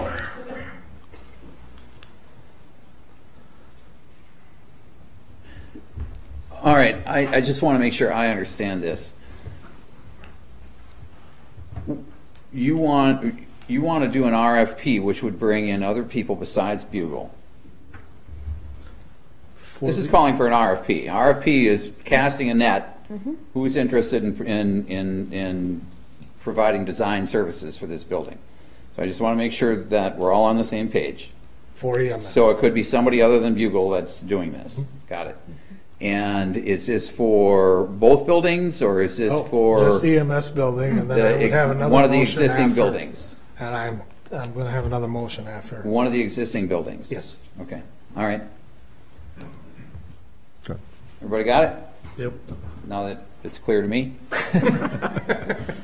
Thanks for clarifying it, Mr. Mayor. All right. All those in favor? Aye. Opposed? Motion's approved. Randy? So I'd like to make a motion to have staff or whoever you suggest to talk with Five Bugles and to find out what it would cost for them to integrate EMS into this fire building, either separate or together. To come up with some type of design Yes. for that. I would guess the EMS chief and the fire chief. Okay. I'll second that. And bring back the costs to us first. Yes, Right. proposal Yes. from Five Bugles. Okay. Got a motion, second. Discussion? All those in favor? Aye. Aye. Opposed? Motion's approved. All right. Update on EMS ad hoc committee activities. Well, I put this on the agenda because I wanted to know where we're at with the ad hoc committee. As I understand from a meeting, you had a meeting today, but a couple of weeks ago you had a meeting, and you're sort of getting into operational things as far as I understand. And there was an issue with, was it 2 weeks ago, that we did not have an ambulance staffed for a 12-hour shift. And I think that there's some, I don't have the exact number, but maybe Brandon can come up and address this. There's we're not being able to fully staff the second ambulance. Correct. So what percentage of the time do we have a crew for the second ambulance? 60% right now. Okay. So 40% of the time we don't have a second ambulance staffed in Hudson. Correct. And prior to this, did you have any statistics as to how often that occurred, like in 2 years ago? I don't have those numbers, no. All right. Well, getting back to the other question, what's the timeline to get alternative sources of funding, that sort of thing, Joyce? We've had problems because of Colleen's resignation and getting John Trumbull started on there, so I don't have a timeline. Yeah, I think maybe Brandon could speak to this, and we've also talked about this on the staffing issue. Of course, we're part of our our mission or our statement is operational stability. When we don't have an ambulance staffed, that was an operational stability issue, and we were involved in the discussions. We had one of our members, and through John in as well, attended basically almost an emergency meeting to say, how are we going to staff this when we have hot air affair and we have the Super Bowl people? We cannot not have a fully staffed ambulance. So that was the issue. We were really concerned about that. And it turned out to be a resolvable issue that basically, when I look at it, it says, well, we made the transition from one model to the other without any transition process. It was boom, boom, we changed. And we didn't really have in place the fact that we're going to have to scale up to get our full-time or our 0.6 EMTs, and while scaling down with our 3/10 and our casuals, who have been working at a lot of some of the regulations we put in place put some limitations. For example, the 0.6 EMTs that we were looking to staff this with, we're limited to 24 hours a week. We have people who are working not only 24, they're working 48, or even as high as 96 hours a week historically. So they have been providing the bulk of the support. And we all of a sudden we cut them off as a source of hours by going, so boom, we're in the new model. And so what they were able to work out is they can go back. We'll run both models. We're building up this new model, bringing people on. We just brought 2 people on last week. So we're bringing the new 0.6 EMTs who are going to be there staying at the station. And we're also running the other model to fill the station, to fill the... That's not correct. No. No. What we're doing is we're flexible with the hour caps. So that it's still here. Yeah. To me, it's the same. We're running the 2017 model. But it's different. It's totally different. It's totally different. Yep. Well, let me go back to the EMS, St. Croix EMS Ad-Hoc Committee. The committee will study 1, methods to increase revenue, 2, methods to reduce cost, best practices of other EMS services, information gathered from employees. It doesn't say anything about getting into the operational aspects of the EMS service, so where did you get that from? That's in the first paragraph of the EMS Ad Hoc Committee. It shall be an advisory committee. Its purpose shall be to develop recommendations regarding moving St. Croix EMS toward financial and operational stability while maintaining a community-based service model. Now, at this last meeting, or the meeting a few weeks ago, my goal was not to solve the problem there, but it was brought to our attention by one of our ad hoc committee members. So what I did was got a meeting scheduled so that they could solve that and take it to Brandon. So it says develop recommendations to the EMS Commission regarding moving St. Croix EMS toward financial and operational stability. It sounds to me like you're kind of taking over the Commission's duties as far as staffing. Well, I happened to be at that meeting, and what honestly happened and the way it actually came up was that Paul Rohde happens to be the one on the commission, or the ad hoc committee, excuse me, that is surveying EMS staff and employees, and happened to discover that we weren't able to staff an ambulance over a busy weekend. Well, then we're sitting there going, geez, it's hot air fair weekend, we're going to have emergencies, and then there's some other something going on this Super Bowl weekend. We thought, we just threw, somebody said, can you go to a meeting with Paul? And I said, yeah, I'll go, because it needed to be addressed that next day. So I said the same thing you did, though, that this isn't normally something that the ad hoc committee would be going, oh my God, we got to go help and figure out problems with EMS. It just sort of came up. So was not the intent of the exercise of the action that happened. This issue with the ambulance not being staffed is important, right? Right. Did you bring it to the attention of the mayor? I did not.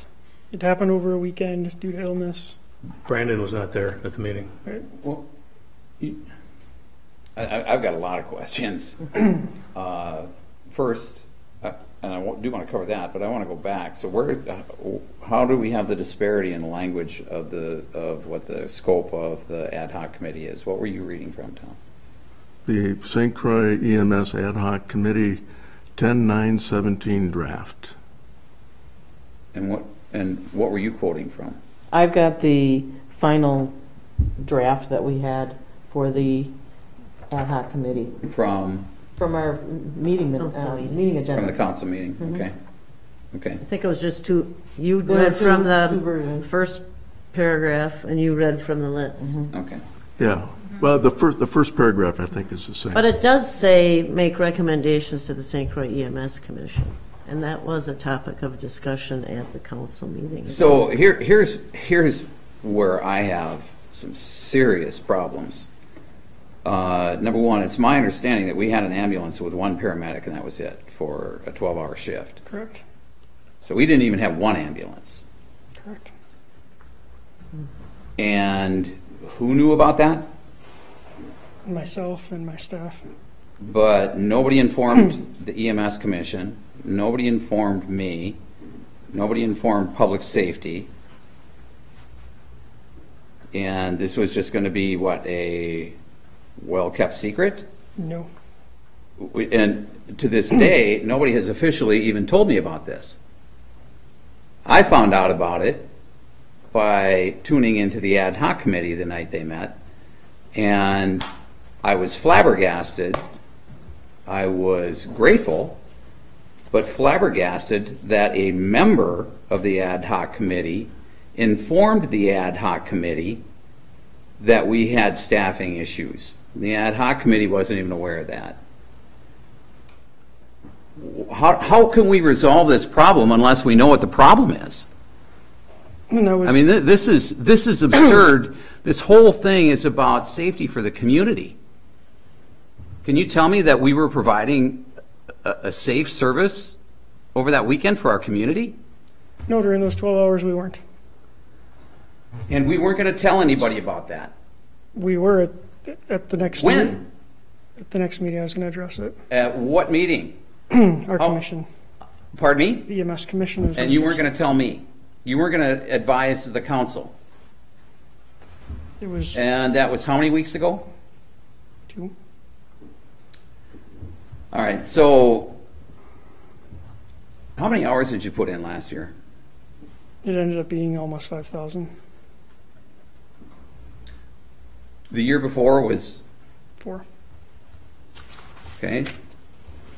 And how many times did you tell us that you were going to come in under the 4,000 hours?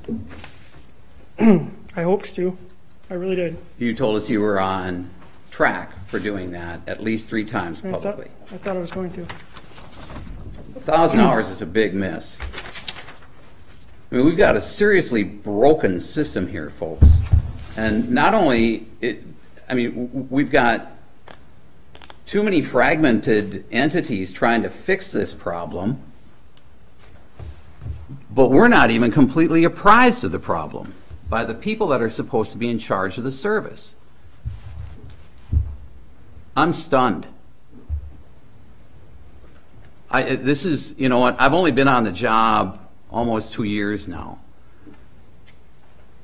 I've never seen anything like this. Is this standard operating procedure? Is this the way we do it?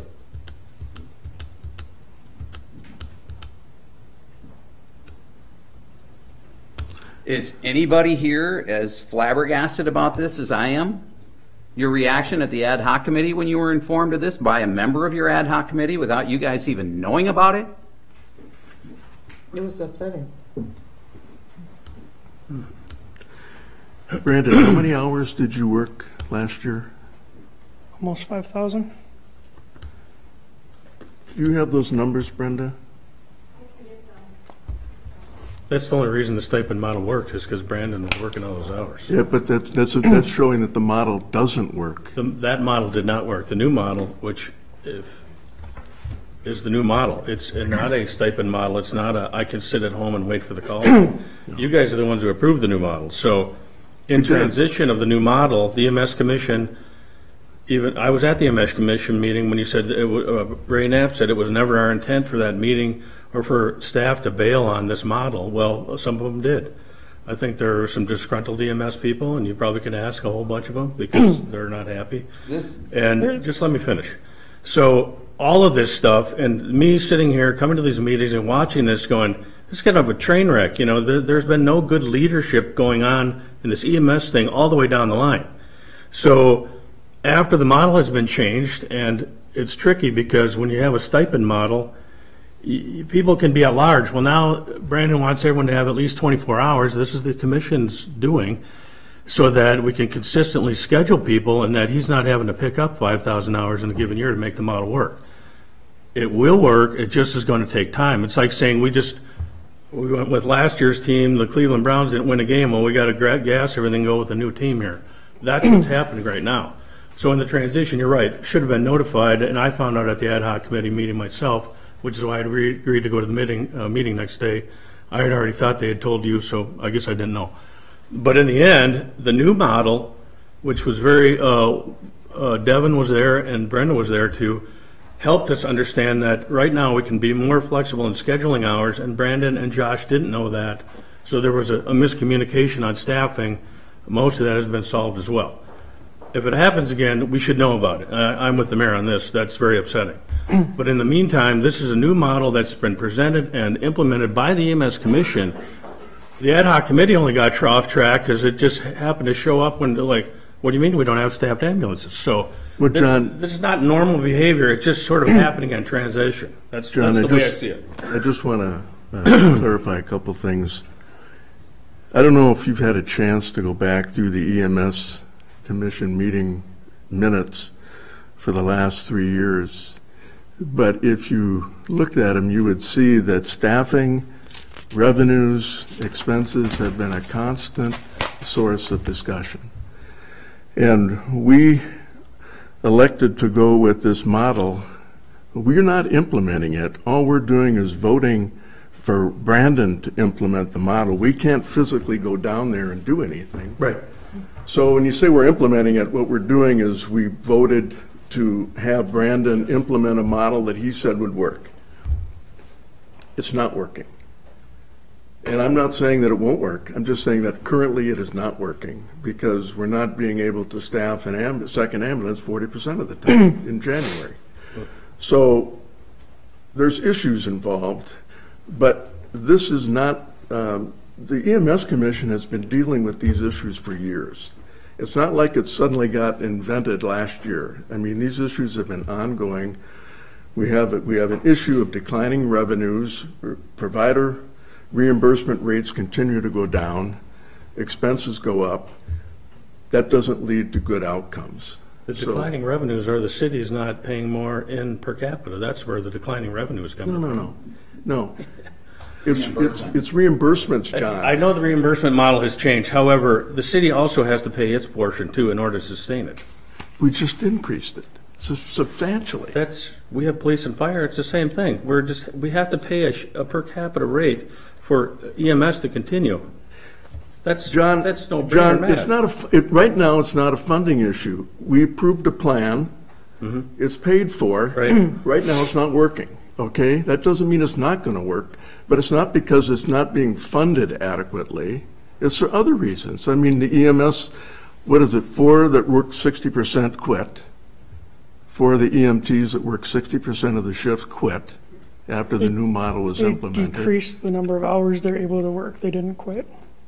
What's that? They didn't quit. They decreased the number of hours that they were working and found employment elsewhere, so they're working 2 places. Okay, at the last meeting, at the EMS meeting, you said that they quit. That's what we kept trying to reiterate is they didn't quit. They decreased the number of hours. Okay. All right. Well, the minutes will reflect I believe you guys made a good decision with getting rid of the stipend model and approving this new model. I think it's just going to take a little more time. And in transition, what we discovered is that we're allowed to be more flexible with scheduling overtime hours, which should help cover the ambulances. That was my understanding coming out of that meeting. Well, Brandon, the transition of this thing over this model is Brandon's model. This is what was suggested to us by Brandon. I know that. So this isn't a transition thing that all of a sudden we go from this to this. This is the chief explaining to his staff after we voted on the transition what we were going to be doing in 2018, explaining to his staff this is how it's going to work and this is how we're going to implement. And this is his option. This isn't something that was foisted upon EMS by the EMS Commission. This is something that was voted on by us, voted on by them, and was brought to us, I believe, I would hope, through the consultation of Brandon with his staff. So this isn't, you know what, yeah, you're going to see some initial growing pains here, but this isn't like all of a sudden we go from night to day. This is something that we had been talking about for some time and should have been related to the staff for several months. Just to be clear, and so we're on the same page, it did go from night to day because the 17 stipend pay changed in 2018. So that whole structure of how you could schedule hours did change. But the anticipation of it, they knew back in 2017, after we voted on it, exactly what to expect. Right. They knew that. We also, by the way, not only did Brandon put in a lot of hours, but you even referenced it, we've had people that are putting in 96 hours a week under the stipend model. That doesn't seem right either, does it? No, I'm glad we changed it. Yeah. I'm glad we voted for option 3. So there's a couple of factors into this as well. One was the approval of our budget came pretty late. So we were waiting for the budget to be approved before we started trying to fill the positions with the 0.6s and the hourlies. So that was a little difficult there. And then the anticipated staff, current staff filling 0.6 positions, 0.3 positions, didn't go the route we anticipated. They actually were more on board with the casual route, which committed them to less hours per month. So those are some of the factors that we're working with. So right now we're adding positions at 0.6, committed to the hours a week that we need. And so it is going to be a little bit of moving forward, but we do have the flexibility with current staff with their hours. It's just a work in progress getting this up and going, but there were several factors as to why we had the issues in January. Brandon, I'm sorry, I didn't mean to step on you. I was just saying we're on track moving forward. We have things in place where we're bringing people on. And do you have any sense as to, like in 2 months, that second ambulance will be staffed 70% of the time or 80%?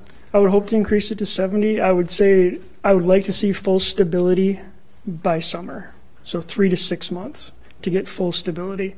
One of the other issues that we deal with is we're a smaller department, so we can't take on 10 people at once and try to get them all trained. So we're doing a couple at a time to get that through. The having the second ambulance is important because of the transfers. Correct. Okay. So when you say fully staffed, that amount of time, you're talking one paramedic and one EMT, or are you talking about a paramedic filling in for that'd be 2 trucks 24/7 as the model was presented. Okay.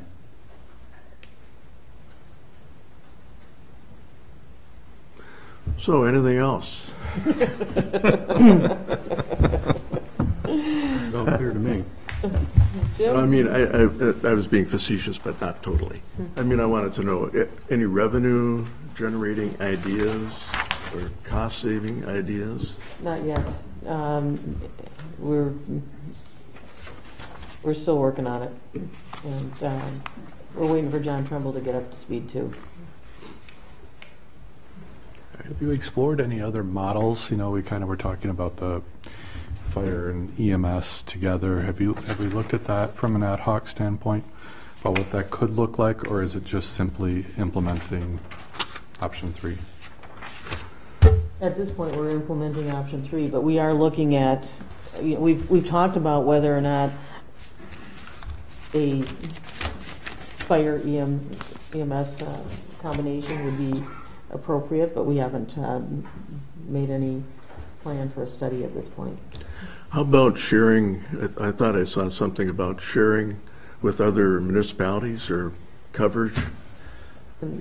Yeah, that's always an option, and one of the things that we're watching, looking, and trying to develop a relationship with is River Falls, because they're going through the exact same process as we are, and they had a group come in and do a study and looked at all the options, all the opportunities, and basically they recommended that they keep the same model, which is similar to ours, or actually probably similar to last year's. But I know they're looking in depth at that whole how they run that operation. It would seem, I would think that they would be the most probable group that we could work with in terms of being able to share any coverage. What about the county? That's a whole different. The county has no structure at all. I know that, but they clearly have said that in different places, different times, that they think that that might be the solution for all of us within St. Croix that are experiencing issues here.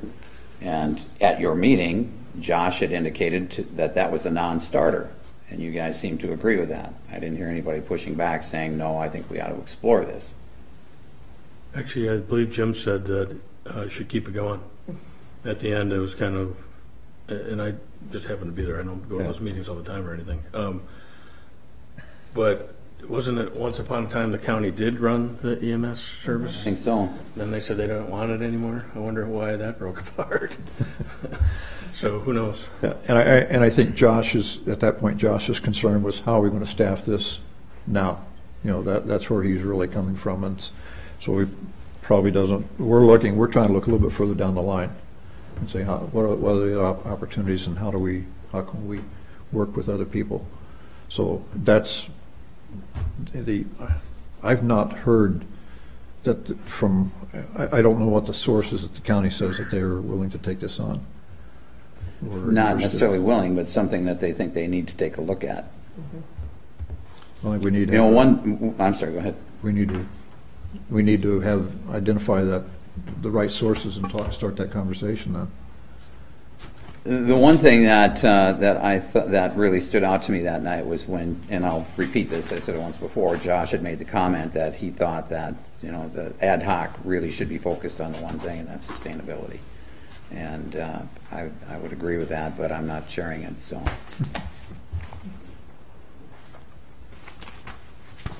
All right. Anybody else? Thank you, Brandon. Thanks, Brandon.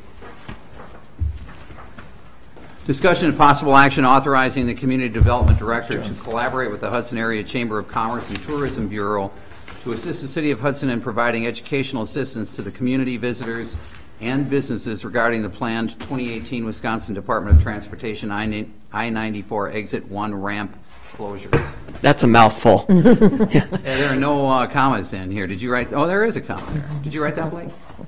We wrote it. Yeah. It takes two people to write something that long. My name is Blake Fry. I'm president of the Hudson Area Chamber of Commerce and Tourism Bureau.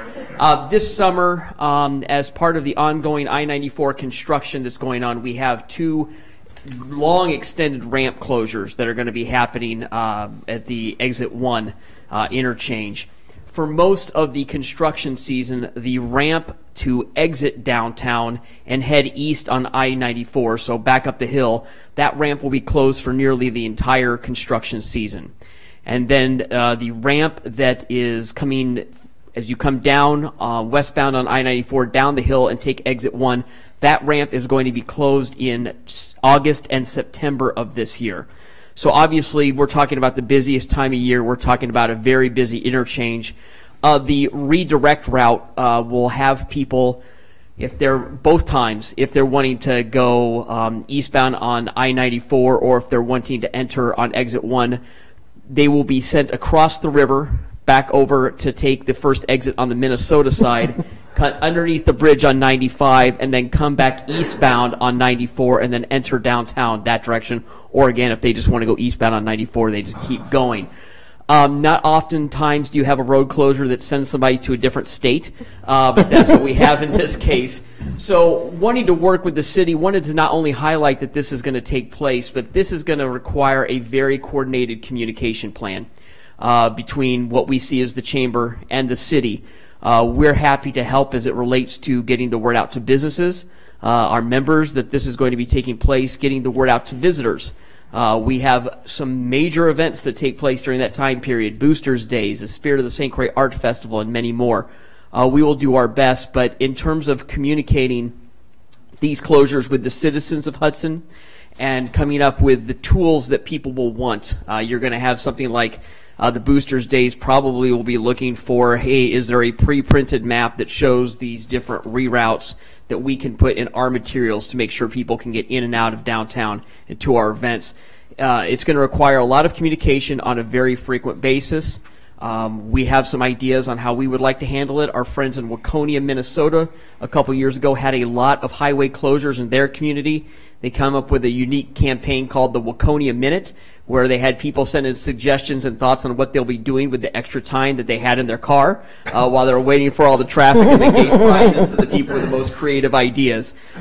Just different creative ways to get it out there is what we'll be looking for, but we're really wanting to highlight this to you today and to say we're really looking to partner with the city and with Mike to make sure we have a coordinated communication campaign so there is little confusion as there possibly can be about sending people across the river.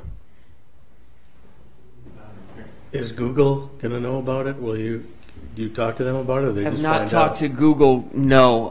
You know what I mean? Because they're really good at road closures. Right. And I mean, it's, all of this is being coordinated by the Wisconsin Department of Transportation. I'll be honest with you, I only found out about this because I was just, hey, what's that weird thing that's along I-94 as you now enter our state?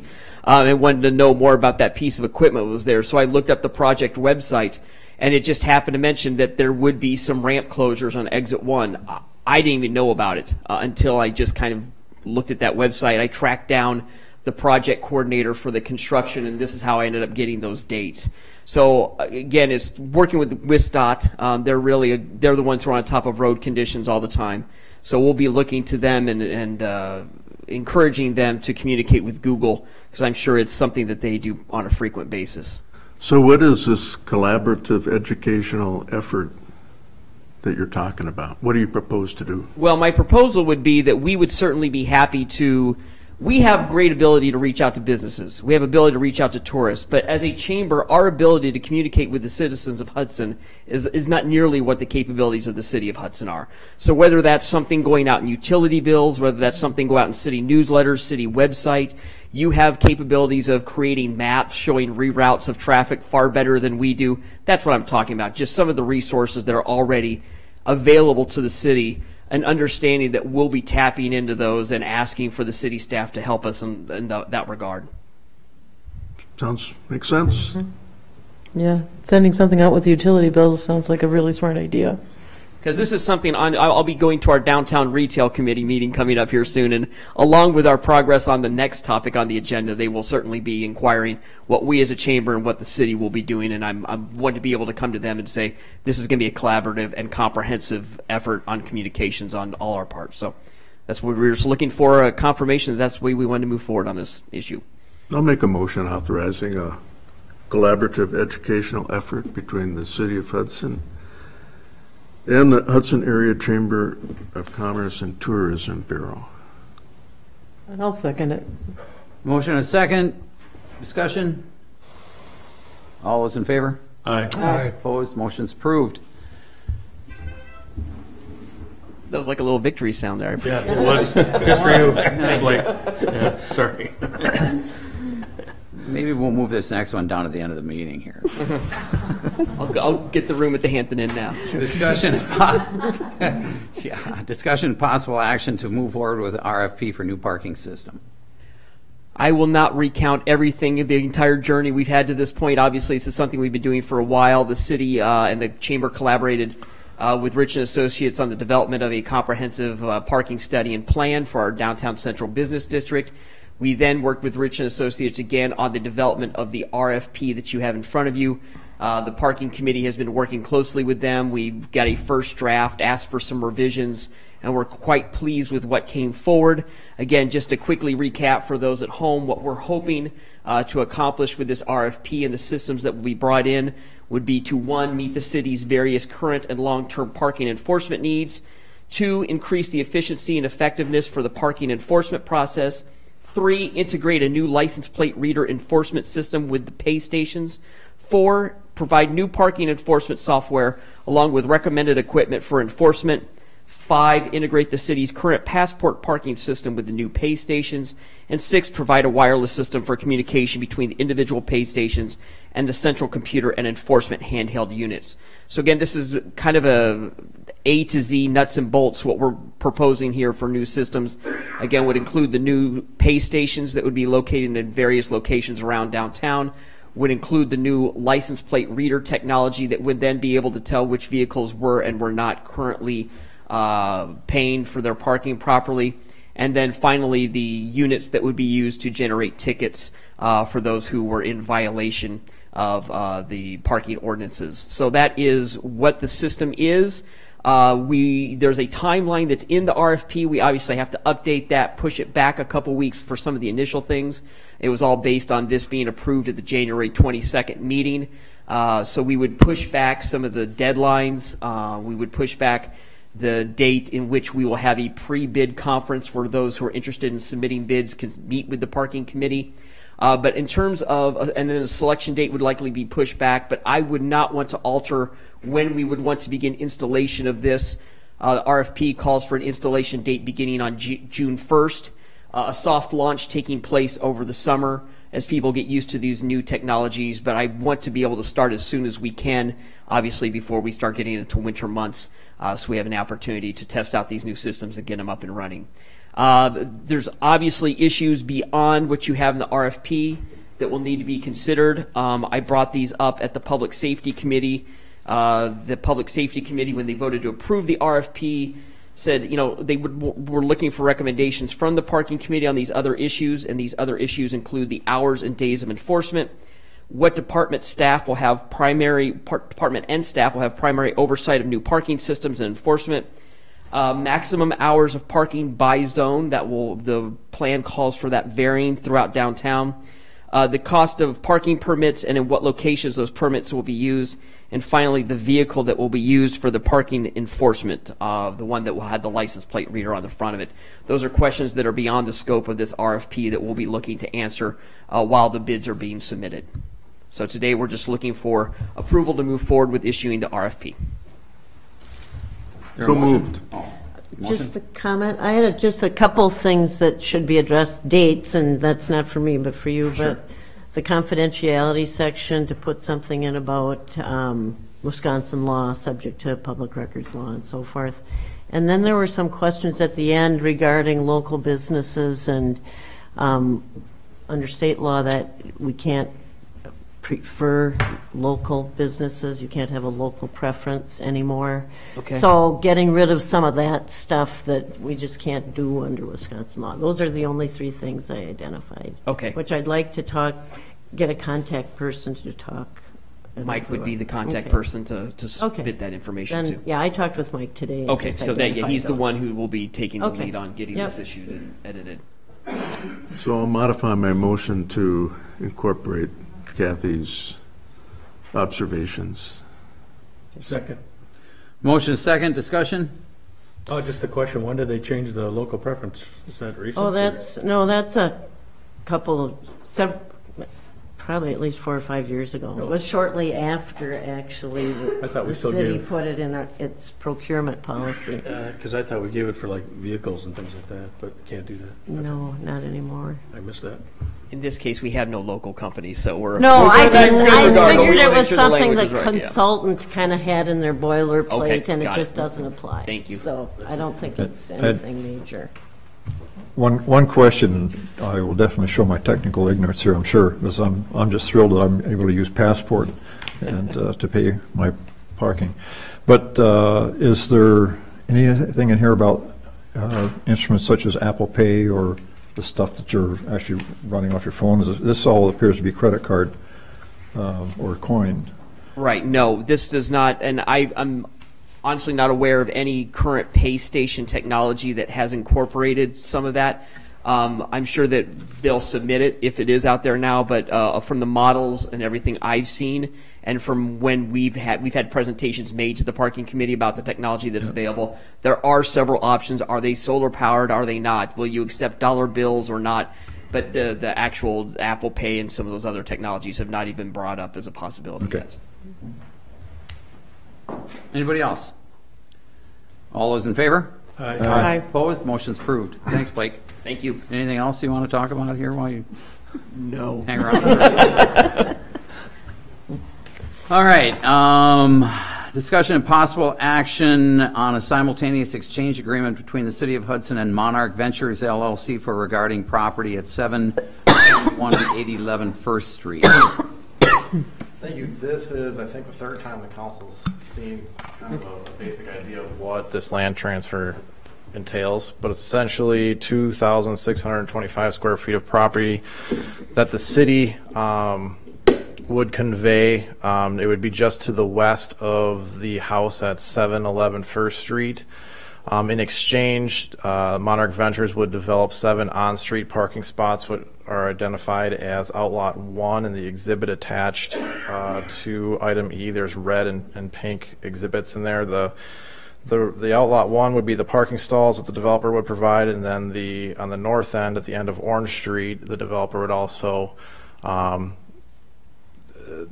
give the city the property. It's basically just as a swap, a transfer, which basically results in a net zero. So the city gets what it's giving. What that does is creates a buildable site for Monarch Ventures for the property that they want to eventually develop into the mixed-use corporate office and condo project. And it also allows us to, the city, to clean up some of that trail encroachment we have along Orange Street, as well as further develop the Orange Street boat launch or kayak and canoe launch area.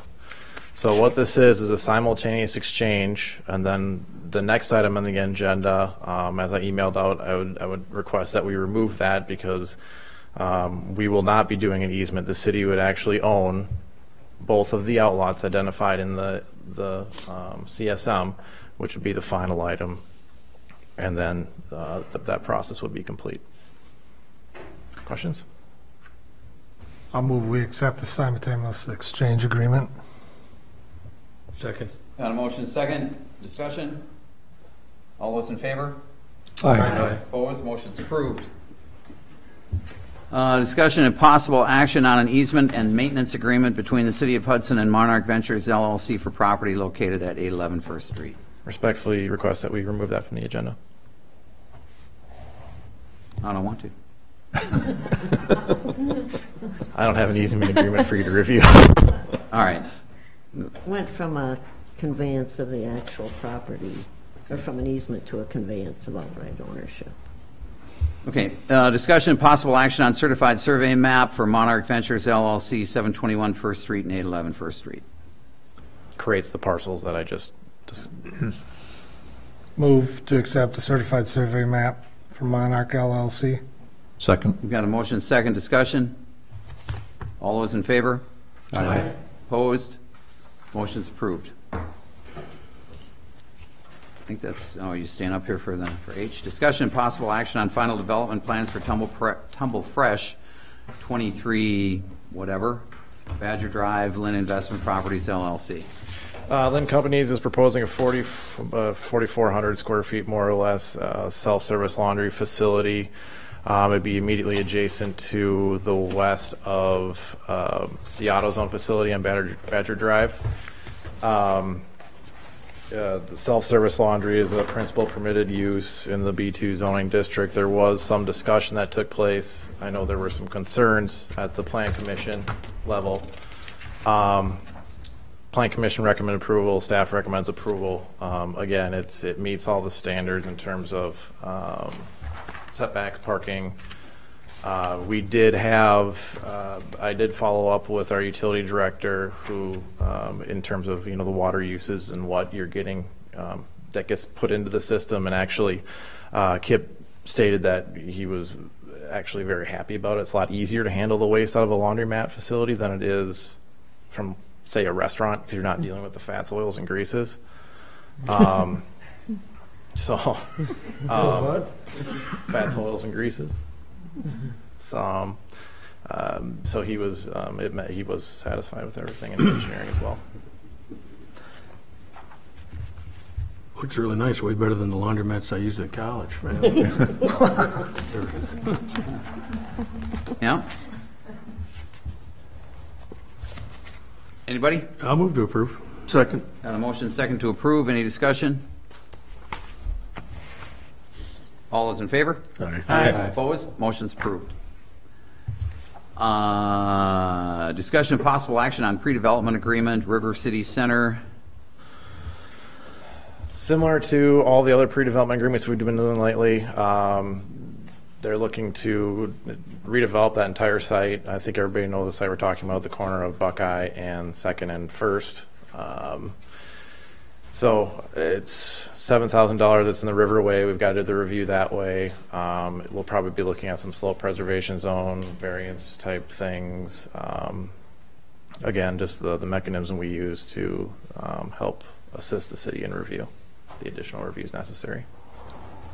Move we approve pre-development agreement, River City Center. Second. Got a motion second. Discussion. All those in favor? Aye. Opposed? Motion's approved. Discussion of possible action on the following items relating to the 2018 Street Improvements Project, Hanley Road, Carmichael Road to Heritage Boulevard. A, preliminary resolution 03-18 declaring intent to exercise special assessment powers under section 66.0703 Wisconsin statutes for the 2018 Street Improvements Project, Carmichael Road to Heritage Boulevard. Tom. Thank you. As you know, Hanley Road has been selected for the street to be improved as part of our 2018 street improvements. As in the previous years, we have assessed a portion of the costs. To do so, the council has to go through these actions in accordance with the City of Hudson Special Assessment Policy. So in your issue sheet, there's basically a calendar that shows the events, starting with tonight's meeting, gets the assessment report ordered. There will be notices, and the assessment report will be on file. Notices get mailed out to the affected parcel owners. We publish that, and then we set and hold a public hearing. Along the way, as we mentioned in a previous meeting, we're opening bids right now, scheduled for March 1st.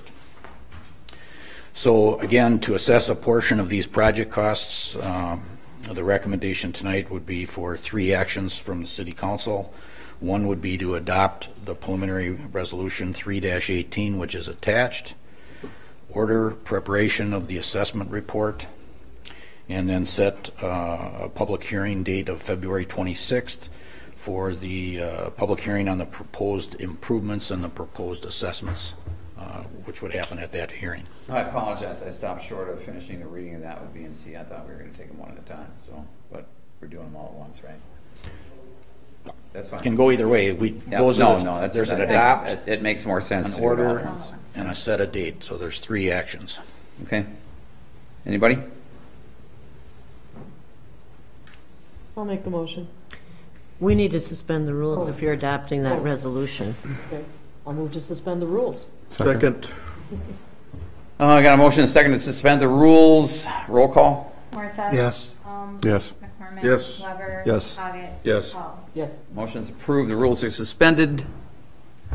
I'll move to adopt the preliminary resolution, order preparation of the assessment report, and set February 26, 2018 for the public hearing. Second.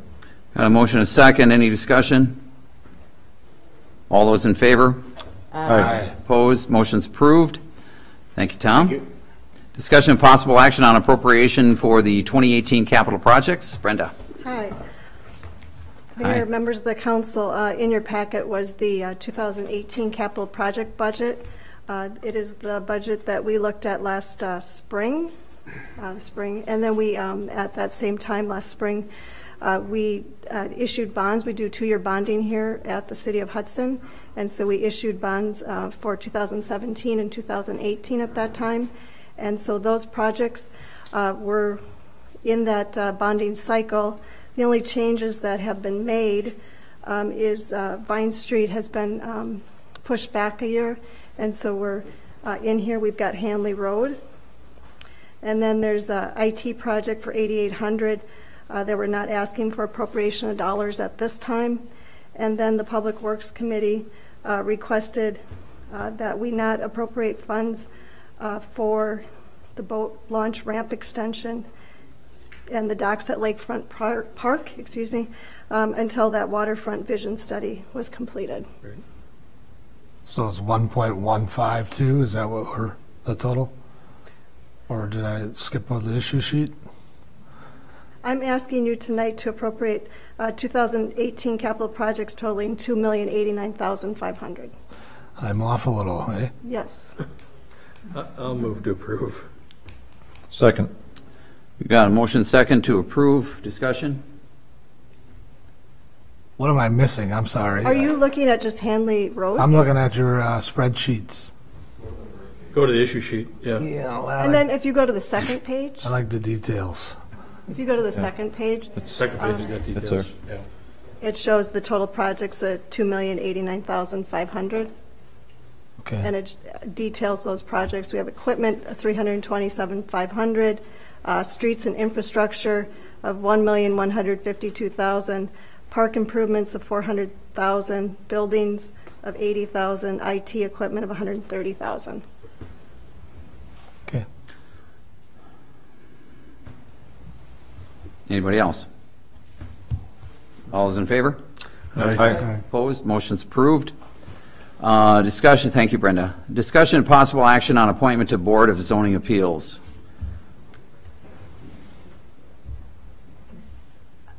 This is yours. I know. Devin usually reads these off, so. So I guess there is tonight, so it's Sure. to appoint Nicole Becca, 1401 Namcott Street, to serve on the Zoning Board of Appeals with a term expiring May 1st, 2018. Thank you. You're welcome. I'll move to approve. Second. Got a motion second to approve. Any discussion? All those in favor? Aye. Opposed? Motion's approved. Let's see. Anything for future agendas? I don't have anything. Just want to compliment our respective hockey teams, boys and girls, for the fine job they're doing. I think they're both ranked number one still, right? Anybody else? I've been mentioning to the cable people that this monitor now points straight out, and that one kind of. Right. It's hard to say. I can't see. We are. And the gallery can't see anything either. There is a proposal, and we did have a discussion at the department head meeting about buying a relatively inexpensive, smaller one to set back here somewhere so that the audience, Good. I don't know what they can do about these, but just a reminder about the elections, February 20th. The only item on there is the state Supreme Court justice, but we're still having the election. So it's February 20th, regular polling places, 7 a.m. to 8 p.m. Absentee ballots are available at City Hall if anybody wants to come in and vote ahead of time through the Friday before the election. Thank you. Thank you. I've got a question. We were offered a gift of a membership in the National League of Cities. Do we need to do something to accept that gift, or? Yes, not now. It would have to be on a future agenda. So that should go on the future agenda.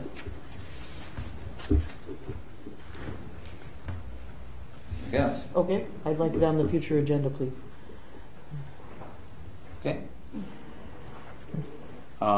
Anybody else? I'll move to adjourn. Jinx. Second. Got a motion and a second to adjourn. All those in favor? Aye. Opposed? Motion's approved. We stand adjourned. Thanks, everybody. Randy, we should do it in